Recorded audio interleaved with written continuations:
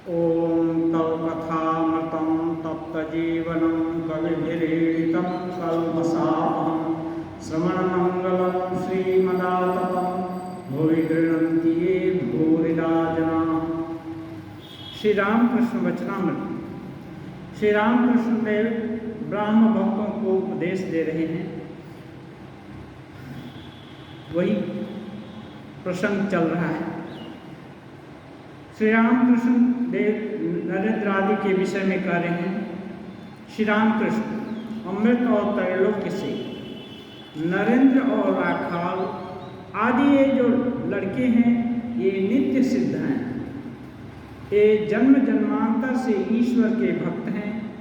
अनेक लोगों को बड़ी साधना के बाद कहीं थोड़ी सी भक्ति प्राप्त होती है, परंतु इन्हें जन्म से ही ईश्वर पर अनुराग है, मानो स्वयं वो शिव हैं, बैठाए हुए शिव नहीं। नित्य सिद्धों का एक दर्जा अलग ही है। सभी चिड़ियों की चोंच टेढ़ी नहीं होती, ये कभी संसार में नहीं फंसते, जैसे प्रहलाद आदि। ठाकुर विभिन्न समय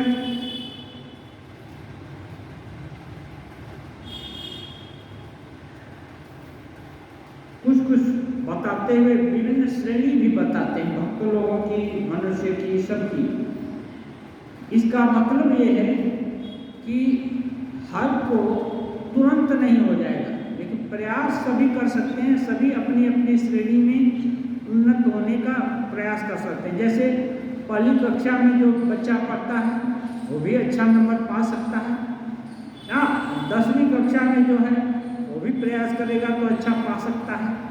ऐसे ही लेकिन एक कक्षा वाला यदि दूसरे से कंपटीशन करे तो उसमें हताशा भी हो सकती है।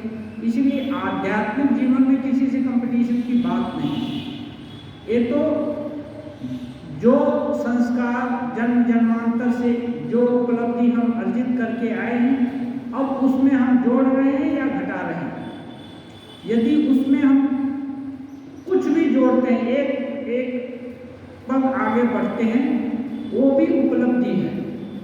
यदि वहाँ पर ही रुके रहते हैं तो भी एक उपलब्धि है कि पीछे नहीं गए, क्योंकि ये महामाया का ये संसार है, इसमें बहुत कठिनाई से आगे बढ़ा जाता है और वहाँ अपने स्टेशन पर भी पड़ा रहना बहुत कठिनाई से होता है।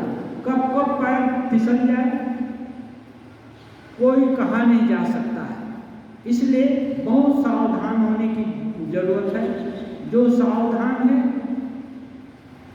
वो उसका कुछ नहीं नुकसान होने वाला है। हाँ, बोलते हैं कि जिसका भगवान रक्षक है या बड़ी शक्ति के साथ जिसका समझौता हो ये हो गया है, उसको कोई डर नहीं है। ठाकुर उदाहरण भी दिए हैं कितनी बार। एक पिताजी यदि जा रहा है मेले से बच्चे का हाथ पकड़ करके, तो बच्चे को गिरने की संभावना नहीं है। यदि बच्चा पिताजी का हाथ पकड़ कर जा रहा है तो बच्चा कभी भी गिर सकता है, क्योंकि बच्चा नादान है। कभी इधर उधर देखने लगा, वो भूल गया और हाथ छोड़ दिया। लेकिन पिता जानता है कि बच्चा का हाथ छूटाने की इसको चोट लगेगी, और चोट लगेगी तो चिकित्सा किसको करना होगा? पिताजी को ही करना होगा। तो वो काम बढ़ जाएगा इसका और दुख भी होगा।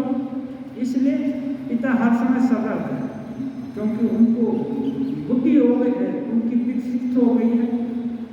इसीलिए बोलते हैं ठाकुर कि एक श्रेणी है जिसमें नरेंद्र राखाल आदि ये नित्य सिद्ध होते हैं। ये जन्म से ही इनकी भगवान के प्रति भक्ति है, और ये ऐसे ही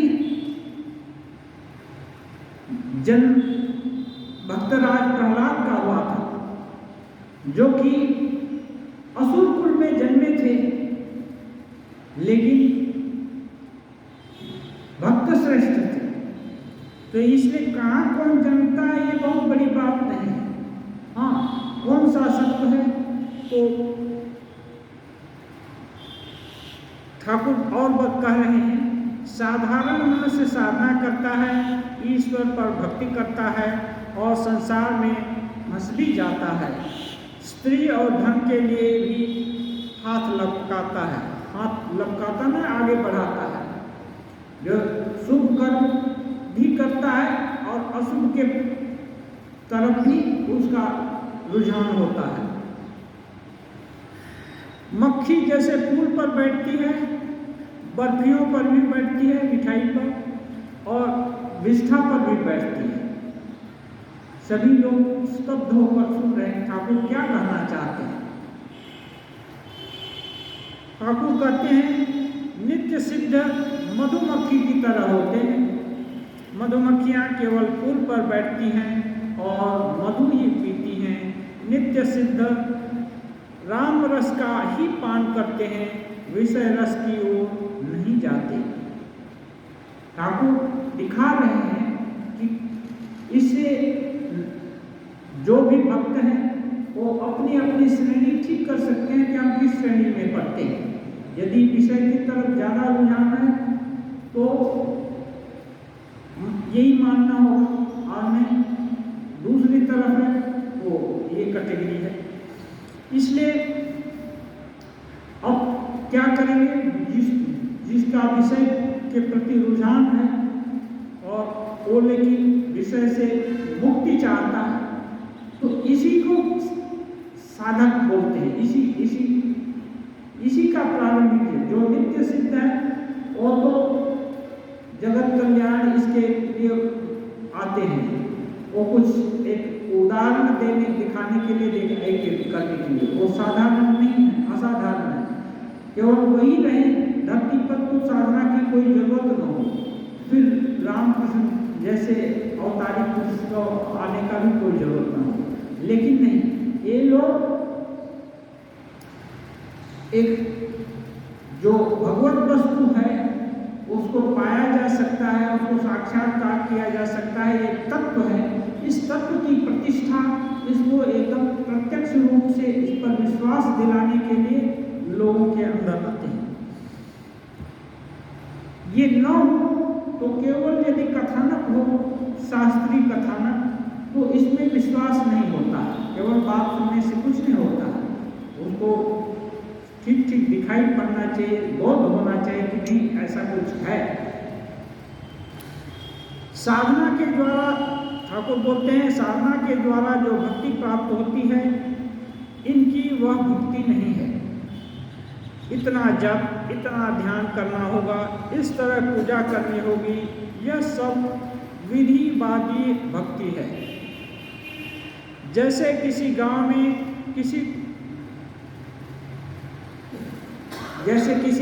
किसी को जाना है, परंतु रास्ते में धान के खेत पड़ते हैं तो मेड़ों पर से उसे जाना पड़ता है। अगर किसी को सामने वाले गांव में जाना पड़ता है, परंतु रास्ते में यदि नदी पड़ी है तो टेढ़ा रास्ता पार करते हुए उसको जाना पड़ता है। और ऐसे यदि नदी नहीं है तो सीधे चला गया। तो राग भक्ति, प्रेमा भक्ति, ईश्वर पर आत्मीय किसी प्रीति होने पर फिर कोई विधि निषेध नहीं रह जाता। तब का जाना माने धान के खेतों की मेड़ पर जाना की जैसा नहीं है। कैसे, मानो धान का खेत कट गया है तो सीधा खेत के अंदर से चले गए। कि ये जो साधक हैं, सामान्य साधक, उनको नियम बांध करके करना होगा, क्योंकि जो अनियंत्रित मन है उसको नियंत्रित करना होगा। तो बिना नियम के नहीं होता, अपने आप तुरंत नहीं हो जाता।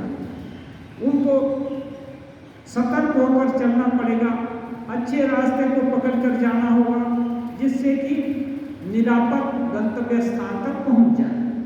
और गंतव्य इसमें नदी क्या है, साधना में विषय नदी है, ये बहुत टेढ़ी मेढ़ी है। हाँ, इसमें जाना है तो गुरु वाक्य और जो शास्त्र और गुरु वाक्य में विश्वास और उसका अवलंबन करके जाएंगे तो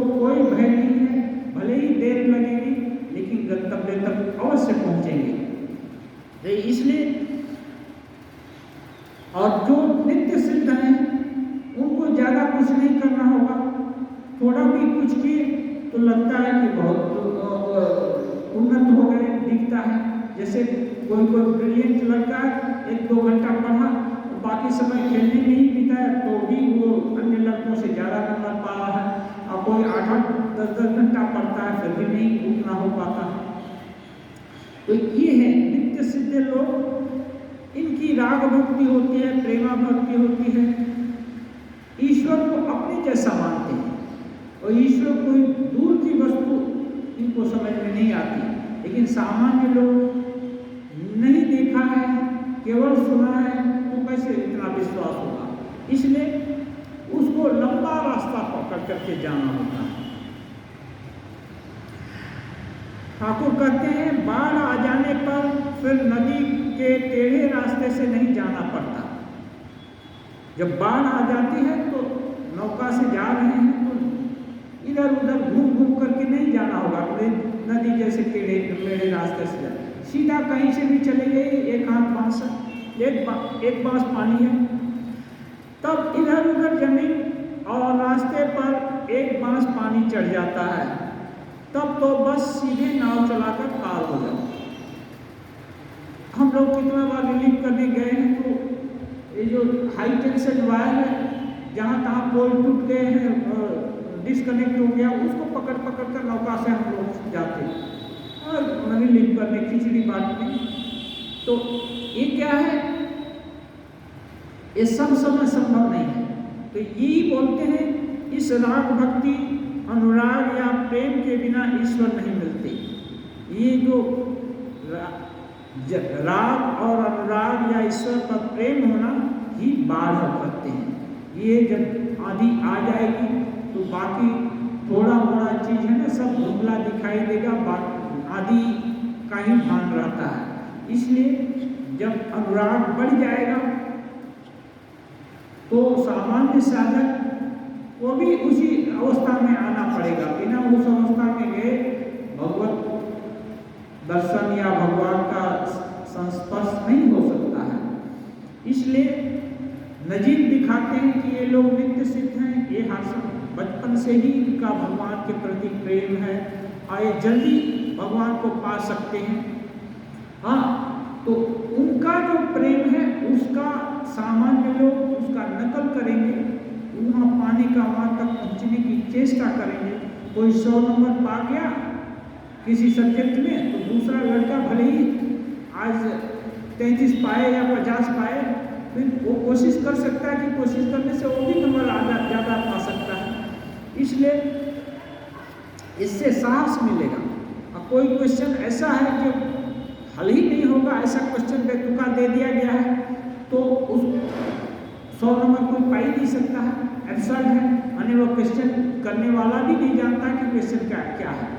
इसलिए ये नहीं, जिस प्रश्न का हल किसी ने निकाल लिया है उस प्रश्न का हल वो योग्यता प्राप्त करने पर कोई भी निकाल सकता है। हाँ, और वो उस योग्य बनना ही पड़ेगा।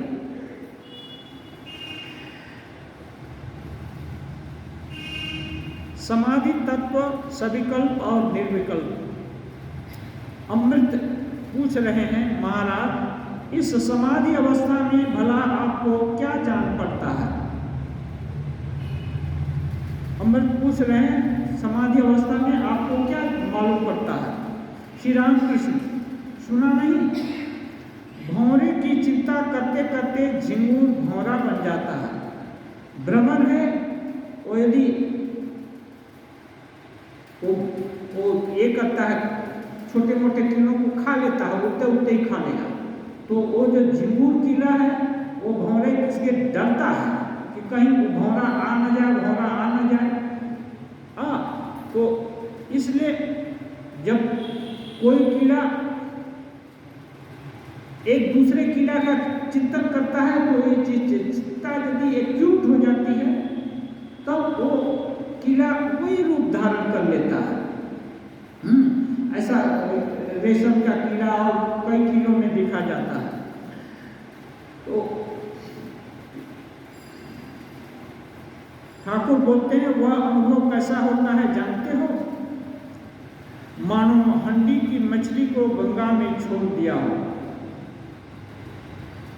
जैसे एक जीवात्मा है, साधारण साधक है, उसको प्रेमा भक्ति हुई या राग भक्ति हुई तो क्या होगा?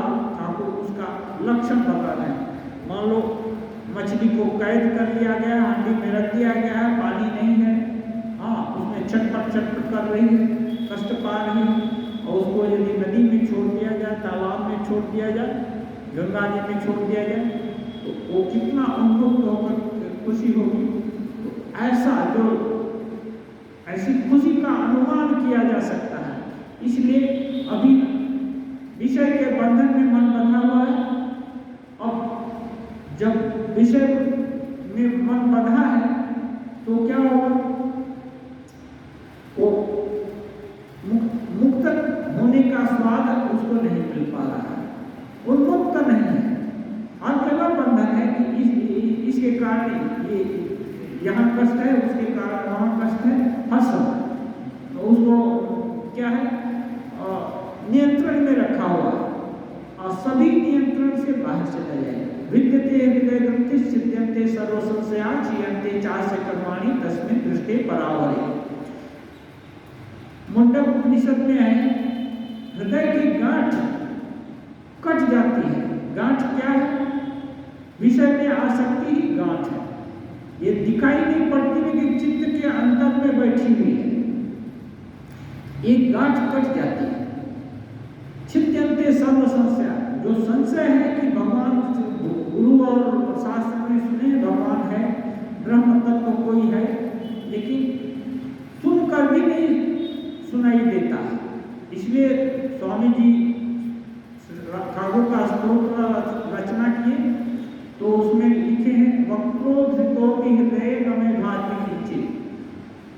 कितना भी बोलते हैं फिर भी हृदय में नहीं भागता, हृदय में प्रतिभात नहीं होता। हाँ, तो ये है, इसलिए बोलते हैं ये हृदय ग्रंथि है ना, ये जो विद्यते एक गांठ कट गए तो संशय मिट गया। छिद्यन्ते सर्व संशया, ये गांठ कट जाने से ही सब संशय मिट जाएगा, क्योंकि अब अवरोध नहीं है तो ब्रह्म वस्तु तो अपना स्वरूप ही है।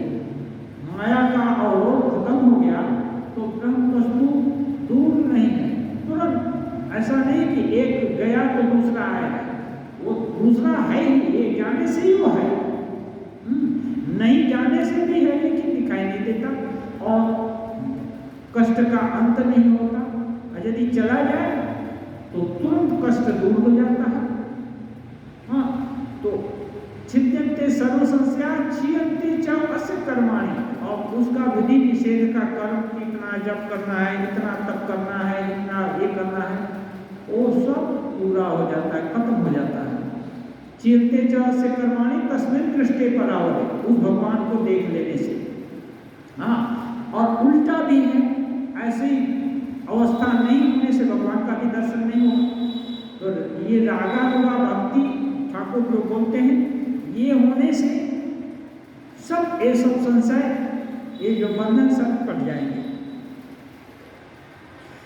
हम पूछ रहे हैं क्या जरा भी अहंकार नहीं रह जाता? भगवान जो समाधि अवस्था में क्या जरा भी अहंकार नहीं रह जाता? श्री रामकृष्ण कहते हैं हाँ, मैंने जरा भी नहीं रह जाता। कुछ अहम रहेगा तो वहां तो भगवान नहीं रहेंगे। बहुधा मेरा कुछ अहंकार रह जाता है, वहां तो बोले लेकिन फिर अपने विषय में बोल रहे हैं बहुधा मेरा कुछ अहंकार रह जाता है। अच्छा, सोने के एक टुकड़े को तुम चाहे जितना घिस डालो पर अंत में एक छोटा सा कण बच ही रहता है। सोने के टुकड़े को, सोना का टुकड़ा लिया और उसको घिसने लगे पत्थर पर या कहीं भी, शांत पत्थर पर या कहीं भी, तो ठाकुर बोलते थोड़ा सा रह जाता है। अब ठाकुर अपने विषय में बता रहे हैं। अच्छा, और जैसे कोई बड़ी भारी अग्नि राशि है उसकी एक जरा सी चिंगारी हो, हाँ अग्नि की राशि है ना, उसका एक छोटा सा चिंगारी, तो वो भी आगे ही तो है। ऐसे ही जब अवतारी तत्व आते हैं, ठाकुर अपने लिए बोल रहे हैं कि समाधि अवस्था में तो नहीं रहता, फिर लेकिन तब फिर वापस कैसे आ जाते हैं इसकी व्याख्या नहीं कर सकते। तो ठाकुर बोलते हैं मेरा थोड़ा सा रह जाता है।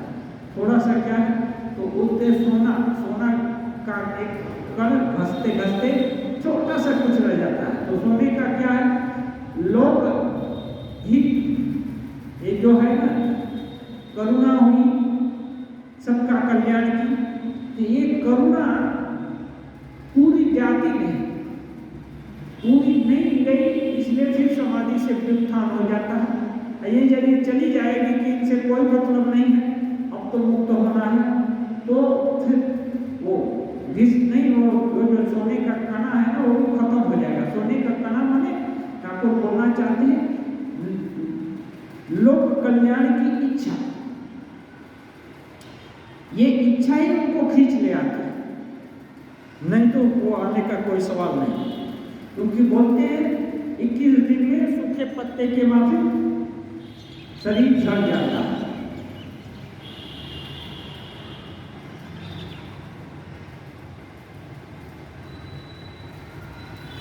तो इतना ही एक छोटी सी चिंगारी के माफी उनकी जो इच्छा है, लोक कल्याण की इच्छा, ये ठाकुर की रह जाती है।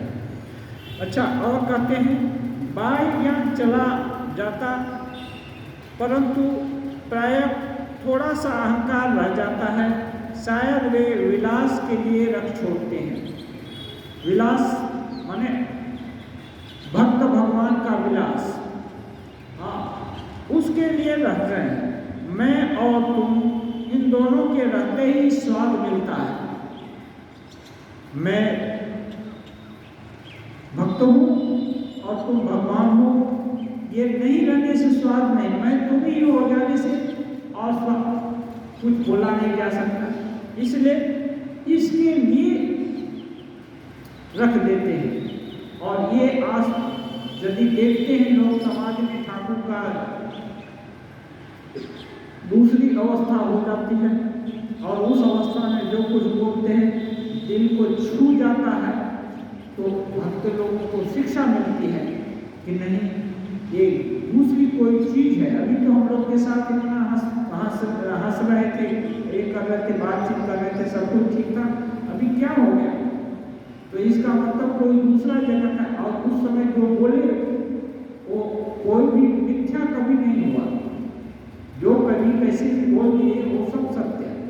उसको परीक्षा करके नरेंद्र और कितने भक्त लोग देखे हैं, तो इसलिए उनको विश्वास हुआ कि ये जो बोलते हैं वो बनावटी कोई ड्रामा नहीं है, ये सत्य कोई एक घटना है जिसको कि हम लोग समझ नहीं पाते।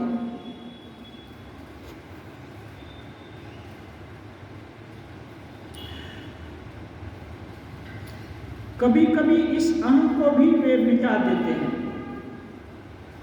इसे जड़ समाधि या निर्विकल्प समाधि कहते हैं। ईश्वरी जो कभी कभी इस अहं को भी मिटा देते हैं, और इसी को निर्विकल्प समाधि और जड़ समाधि कहते हैं। लेकिन वो ज़्यादा समय तक नहीं होता, ज़्यादा समय तक हो तब शरीर नहीं रहेगा। ठाकुर कहते हैं जब उसको मिटा देते हैं तब क्या अवस्था होती है कहा नहीं जाता। नमक का पुतला समुद्र मापने गया था, जो ही समुद्र में उतरा कि गल गया, तदा काराकारी, यानी उसी के आकार से जब एक समुद्र मापने के लिए नमक का कोई पुतला गया, तो अब वो तो गल गया, गल गया, समुद्र हो गया। अब फिर क्या भेद नहीं रह गया, तो अब कौन बताए कि मैं पुतला हूँ और वो बताए मैं समुद्र हूँ? वो तो समुद्र ही हो गया ना। ऐसे ही और ब्रह्म तो कोई दूसरी वस्तु नहीं है, वहां दो है ही नहीं, तो कौन किसको बताए। अब लौट कर कौन बताए कि समुद्र कितना गहरा है, क्या है, कैसा है, अब वो माप नहीं सकता है। इसलिए ब्रह्म ज्ञान हो जाने पर मुक्त हो जाता है आदमी, और कुछ बताया नहीं जा सकता, बोला नहीं जा सकता, क्योंकि इस मन का वहां फंक्शनिंग नहीं है।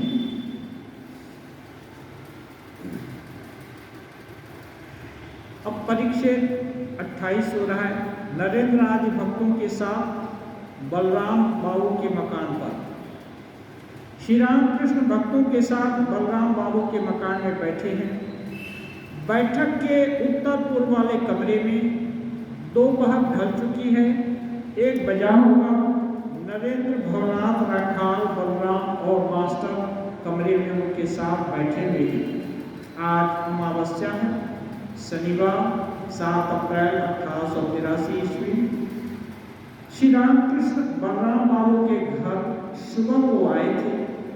दोपहर को भोजन नहीं किया है। नरेंद्र, भवनाथ, राखाल तथा और भी 2-1 भक्तों को आपने निमंत्रित करके आने को कहा है, अतएव उन लोगों ने भी यहीं आकर भोजन किया। श्री रामकृष्ण बलराम से कहते थे, इन्हें खिलाना। बलराम औसत लोगों से धनाढ्य व्यक्ति थे, तो ठाकुर कहते, जो शुद्ध संत भक्त होते उनके लिए ठाकुर कहते, इन्हें खिलाना तो बहुत से साधुओं के खिलाने का पुण्य होगा। ये लड़कों को खिलाएगा, बहुत से साधुओं को खिलाने का पुण्य होगा।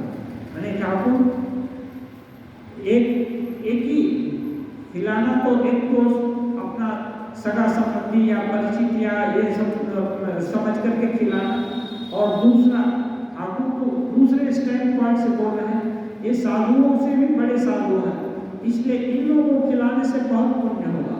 इसलिए हो सके तो जब भी उत्सव हो या ये हो, उनको कुछ खिलाना। ये ठाकुर का उपदेश बलराम बाबू का पूरा परिवार अंत तक करता रहा। अभी वो जो बलराम बाबू का पूरा ही मकान वगैरह सब रामकृष्ण मठ मिशन के अधीन है, सब दे दिया। इसलिए वो लोग बहुत सेवा परायण थे। श्री रामकृष्ण नरेंद्र आदि भक्तों से कह रहे, केशव साधु बनकर शांति जल छिड़कने लगा, परंतु मुझे यह अच्छा न लगा। अभिनय में शांति क्या? ठाकुर एक बार बोले हैं कई दिन आगे कि भक्तों को अभिनय में भी मिथ्या आचरण नहीं करना चाहिए। एक केशव बाबू गृहस्थ है, अच्छे गृहस्थ हो सकते हैं, लेकिन इतने नहीं है कि ऐसा जल छोड़े जिससे कि सबका सभी चीज शांति प्राप्त कर जाए।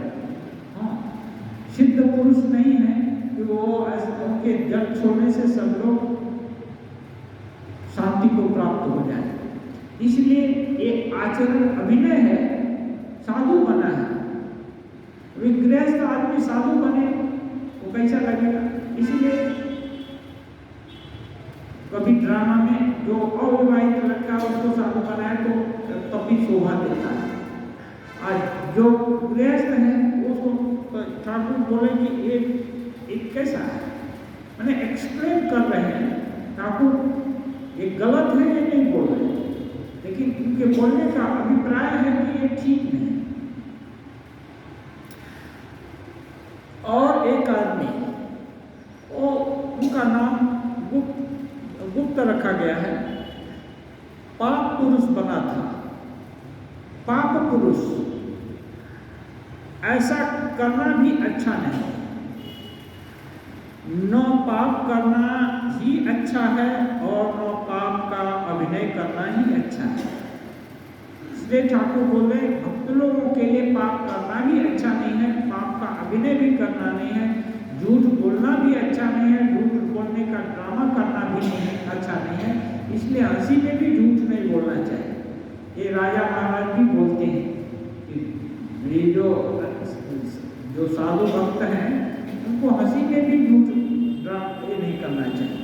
क्या है, ऐसा करते करते उसकी आदत पड़ जाएगी। नरेंद्र का स्वभाव नरेंद्र का स्वास्थ्य अच्छा नहीं है, परंतु उनका गाना सुनने की श्री रामकृष्ण की बड़ी इच्छा है। वे कहने लगे, नरेंद्र को कह रहे हैं, नरेंद्र ये लोग कह रहे हैं कि तू कुछ गा। दूसरे लोग भी सुनते हैं, जब ठाकुर को पसंद है तो अन्य लोगों को भी पसंद होता है। इसलिए दूसरे का सब रुख देख करके ठाकुर बोल रहे हैं कि नरेंद्र ये लोग थोड़ा गाने के लिए कर रहे हैं।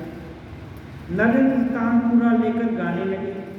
गीतों का भावार्थ ये है, ठाकुर एक तरह से शिक्षा नहीं देते, कभी उपदेश देकर, कभी नाच गाने से, कभी कोई प्रसंग देकर, कभी कहीं घूमने गए, वहाँ सभी लोग दक्षिणेश्वर में ही आते हैं, वो भी जाते भक्त लोगों के पास।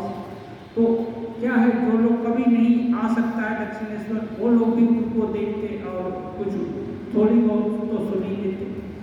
इसलिए एक तरह से ठाकुर कोई भी जो आचार व्यवहार ठाकुर का रहा, शिक्षा का एक तरह से नहीं रहा।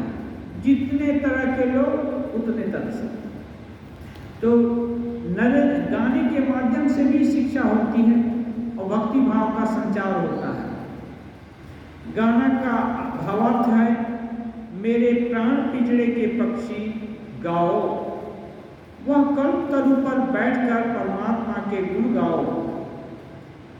ब्रह्म कल्प तरु पर बैठकर परमात्मा के गुण गाओ। धर्म अर्थ काम मोक्ष रूपी पके हुए फल खाओ। हे मेरे हृदय के प्राण विहंग, तुम निरंतर आत्माराम प्राणाराम का कर पुकारो। प्यासे चातक की तरह पुकारो, आलस मत करो।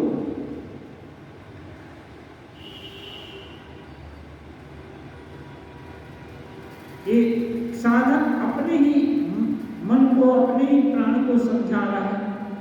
हाँ, बोलने का भाव है, अपने से ही अपने को शिक्षा दे रहे हैं। मेरे प्राण पिंजरे के पक्षी गाओ। प्राण पिंजरा का पक्षी क्या है? अपना चित्त और प्राण जो भी है। ये प्राण क्या है? पिंजरा है। प्राण चला जाए तो ये जिंदा नहीं रह सकती, इसलिए प्राण शरीर नेता बोलते हैं। प्राण है ना, शरीर का नेता है सभी इंद्रियों का। तो ये न रहे तो रहे, इसलिए प्राण में जो प्राण रूपी पिंजरे में जो पड़े हो वो पक्षी ने, ये जो मन के साथ युक्त होकर जीवात्मा ही तो पड़ी हुई है प्राण के, तो इनको बोल रहे हैं कि गाओ। क्या गाओ? ब्रह्म तरु कल्प तरु पर बैठकर परमात्मा के गुण गाओ। ब्रह्म कल्प तरु यानी ये जो बैठे हो वो कल्प तरु पर ही बैठे हो। हाँ, और किसके गुण गाओ? वही परमात्मा के गुण गाओ।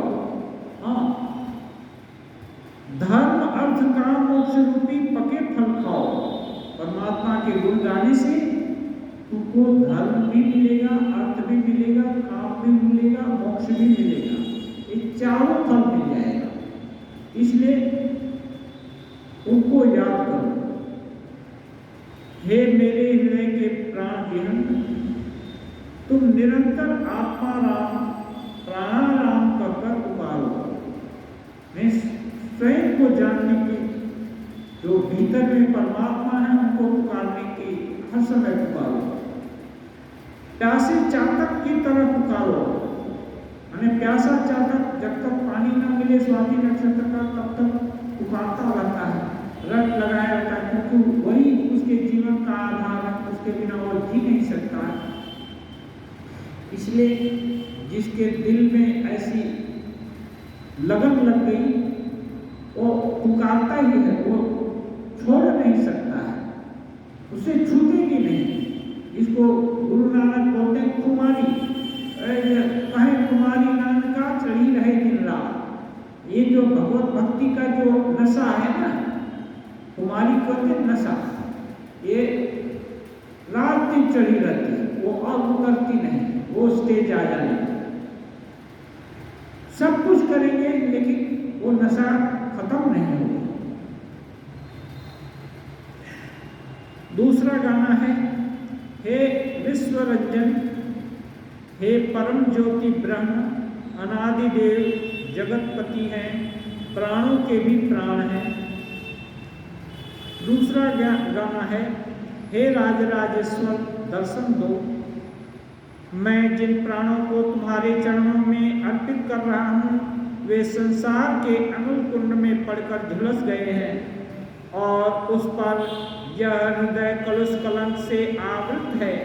दयामय मोह मुग्ध होकर मैं मृत कल्प हो रहा हूँ, तुम मृत संजीवनी दृष्टि से मेरा शोभन कर लो। जब संसार के ताप से विभिन्नता, उत्थान पतन उत्कर्ष अपकर्ष सबसे पीड़ित होकर जब कहीं शांति का आश्रय नहीं मिलता, तब ऐसी करुण पुकार होती है, हे भगवान दर्शन दो, बचाओ, रक्षा करो। हाँ, तो ये है। और अपना भी बोलते हैं, मैं जहाँ नहीं खोजना चाहिए था वहाँ भी आनंद खोज रहा था, वहाँ भी सुख खोज रहा था, लेकिन वहाँ तो सुख नहीं है, सुख तो तुम्हारे ही अंदर है। इसलिए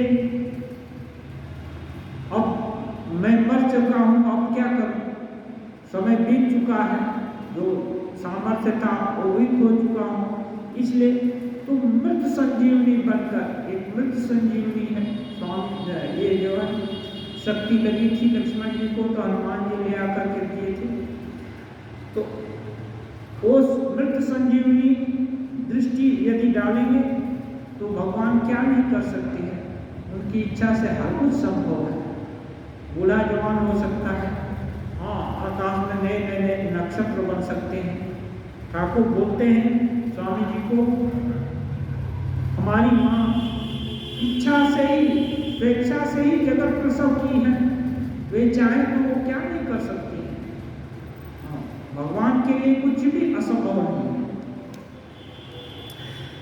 गगन रूपी थाल में रवि चंद्र रूपी दीपक जल रहे हैं, ये दूसरा गाना है।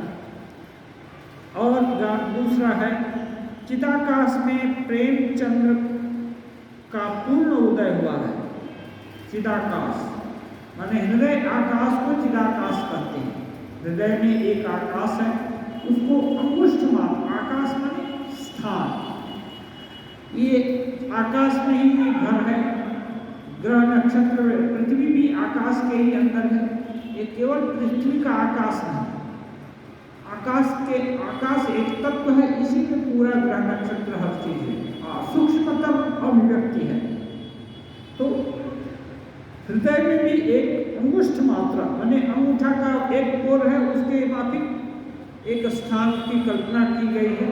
ये योगी ऋषि लोग ही देख पाते हैं, ये बायोलॉजिकल हार्ट नहीं है। वहाँ पर ही ये जो अच्छे बुरे विचार का ये को अनुभव कर सकते हैं। दिल महसूस करना जाता है, कोई कष्ट होता है, पीड़ा होती है, कभी उल्लास भी होता है, कभी यदि एकदम थोड़ा सेंसिटिव होकर के देखे या विचारे तो लगता है कि ये है। सबसे ज़्यादा पीड़ा और सबसे ज़्यादा खुशी वहीं पर होती है। तो उस हृदयाकाश में प्रेम चंद्र का पूर्ण उदय हुआ है। प्रेम चंद्र क्या, वही भगवान का पूर्ण उदय हुआ है। अब वहाँ भगवान दिखे तो बहुत आनंद की स्रोत बह जाती है। नरेंद्रनाथ के गानों के समाप्त होने पर श्री रामकृष्ण ने भवनाथ से गाने के लिए कहा। भवनाथ ने भी एक गाना गाया। भावार्थ है, हे दयामय, तुम्हारी जैसा हितकारी और कौन है। इस प्रकार सुख और दुख में समान रूप से साथ देने वाला, सभी पाप ताप भय आदि हरण करने वाला साथी दूसरा कौन है। संकटों से पूर्ण इस घोर भवसागर से तारने वाला खेवैया और कौन है। किसकी कृपा से ये संग्रामकारी रिपुगण पराजित होकर दूर भागते हैं। इस प्रकार समस्त पापों का दहन और त्रिताप का निवारण कर शांति जल प्रदान करने वाला और कौन है। अंत में जब सभी लोग त्याग देते हैं, उस समय कौन इस तरह बाहें फैलाकर गोद में ले लेता है। इस सब का बोलने का अर्थ यही है कि तुमको छोड़कर और कौन है जो कि सहारा देता है। डूबते को तिनके का सहारा कौन देता है। इस संसार में जो कुछ भी है सब तुम ही देने वाले हो। तुम ही ताप को हरण करने वाले हो, संकटों से बचाने वाले हो, रिपु लोगों से भी रक्षा करने वाले हो। समस्त पाप जो कर दिए हैं उसको भी खत्म करने वाले हो और हर प्रकार से बचा करके शांति वारी भी डालने वाले हो और अपने गोद में भी लेते हो। इसलिए तुमको छोड़कर अपना कोई नहीं है, कोई हितकारी नहीं है। ये अंत में साधक को भी मालूम होता है कि भगवान को छोड़कर अपना कोई नहीं है। ठीक ठीक अपना करने के लिए बाकी सब कुछ है। जैसे नौका में जा रहे हैं या बस में जा रहे हैं, सबके साथ अच्छा, सभी की इच्छा है कि बस पलटी न खा जाए। हाँ, सभी की इच्छा होती है कि नौका ठीक से चले। हाँ, बातचीत भी करते हैं, हंसी ठट्टा भी करते हैं, लेकिन सब जानते हैं कि ये हमारा कोई नहीं है। ऐसे ही यहाँ इस संसार में भी किसी किसी के साथ कुछ कुछ दिन के लिए रहना हुआ है तो वो अपने हैं, अपने रहते तो जाने का इच्छा नहीं करते। कोई जवानी में ही चल बसता है, कोई बचपन में ही चल बसता है, कोई बूढ़ा होकर चल जाता है। कोई तो किसी के लिए रुकता नहीं है। इसलिए रुकता नहीं है तो उसका अपना मिशन है। जिस उद्देश्य से उसका शरीर धारण हुआ है वो उद्देश्य पूरा हुआ तो चलता बनता है। तो यहाँ सभी नश्वर है, इसलिए तुमको छोड़कर और कौन है। ओम निरंजनम नित्यम अनंत रूपम भक्तानुकंपाधृत विग्रहम वै ईशावतारम परमेशमे